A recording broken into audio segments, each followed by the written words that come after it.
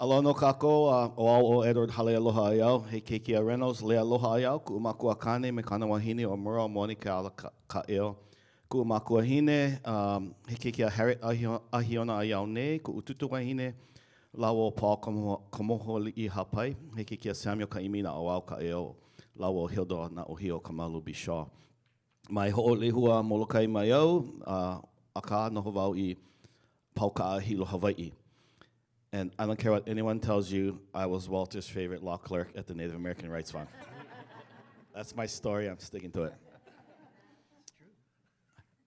Quote, when you no longer hear the word repatriation, you will know that there is peace in the world. These are the words of Neil Carter, an Aborigine elder from the Kimberleys. What is the future of repatriation, you ask? My answer is achieved peace. We Oiwi, Native Hawaiians, have done much in the area of repatriation on local, national, and international levels, completing 162 confirmed cases starting in 1990 until now. We have done so through our organization, Hui Mālama Ina Kupuna o Hawaii, which we dissolved in 2015, and now through its successor organization, Hui Iwi Kuamo, of which I am the executive director. Oops, sorry. I acknowledge the kaumaha, the spiritual, emotional, mental, and physical anguish of learning each time over a period of 35 years of the theft and desecration of our ancestors, their funerary possessions, sacred objects, and cultural patrimony.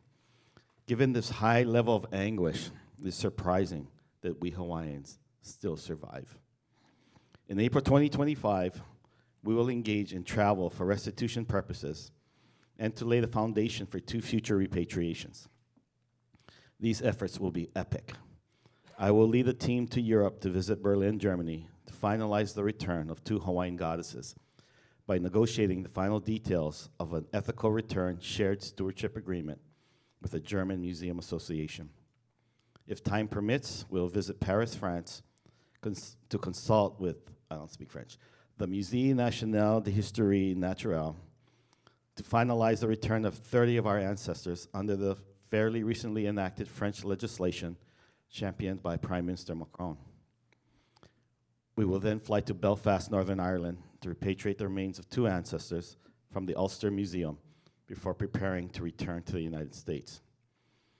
Our team will then fly to Boston, Massachusetts to conduct a repatriation ceremony from the Harvard Peabody Museum of an akua hulu, or feather god image, belonging to the warrior chief Kekuaokalani, who was killed at the Battle of Kuamo in 1819.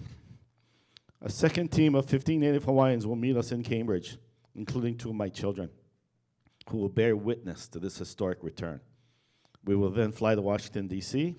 to take possession of a full-length feather cloak belonging to this same chief, Kekuaokalani, from the Smithsonian National Museum of Natural History. Then we will return home triumphantly with our ancestors' bones and both the god and feather cloak of Chief Kekuaokalani. The last repatriation we did in November 2024 was from the University of Tokyo in Japan. It was a grueling experience, given the intellectual savagery of the museum staff.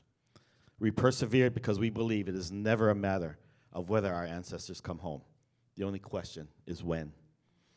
This represented the first repatriation from Japan and helped us to promote shared humanity in that region of the world. It allowed us to continue to restore our ancestral foundation in contemplation of the restoration of our Hawaiian kingdom. I will let you in on a little secret. Hawaii is not in the United States. The United States is in Hawaii. We must undertake our repatriation work without fear or hesitation. Our Queen, Lilia Kamakaeha Liliuokalani, the last ruling monarch of the Hawaiian Kingdom, whose lawful government was unlawfully overthrown by agents of the United States in 1893, stated, quote, "I could not turn back the time for the political change, but there is still time to save our heritage.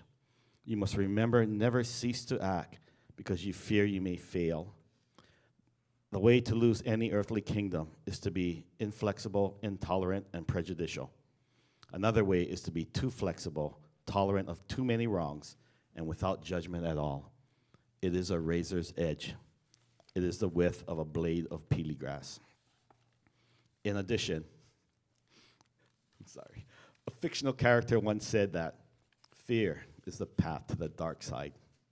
Fear leads to anger. Anger leads to hate. Hate leads to suffering. I find knowledge from wherever it comes from, even in the Star Wars saga. I share with you the immortal words of Gladys Kamakakua Ainoa Brandt, who says, quote, "In education, not anger, resides our future. In education, not ignorance, resides our hope. In education, not fear, resides justice." The future is now. Teach the next generation, or don't complain that your problems aren't being resolved. For us, repatriation is a responsibility as much as it is a right. Behave responsibly and dutifully, from which privilege flows. Stop the stupidity of social media likes. You're only performing responsibly for the ancestors, not the masses. I teach 7 alaka'i, or advanced repatriation practitioners, all of whom are of Hawaiian ancestry, fluent Hawaiian language speakers, IT badasses, and all youthful. I teach them ceremonial protocol behavior and advocacy practices. I teach them to harness their hunting skills, to locate the targets and then advocate for their return. I have a warning for museums and individuals who house our ancestors. We will find you. And then when we do, winter is coming. Of course, yikes. Of course, what I cannot teach the alaka'i is courage and commitment. Those are gifts from their ancestors. I teach them how to communicate with their kupuna, to ask them for all the tools necessary to be responsible to them, and thereby to better understand who we are as Hawaiians. E ho mai ka ike, e ho mai ka ikaika, e ho mai ki akamai, e ho mai ka maupopopono, e ho mai ka ike pāpālua, e ho mai ka mana. Grant us knowledge, strength, intelligence, righteous understanding, spiritual communication, the ability to talk directly with our ancestors, and most of all, grant us spiritual power. It is critical that we Hawaiians normalize our traditional spiritual practices as an affirmative response to religious savagery of Christians who have forsaken the humble teachings of Christ in favor of their replacement God, known popularly as money.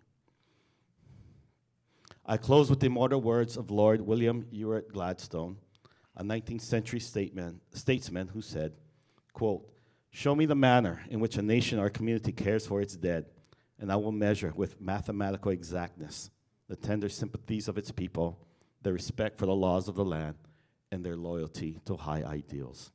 Ola naivi, the bones live.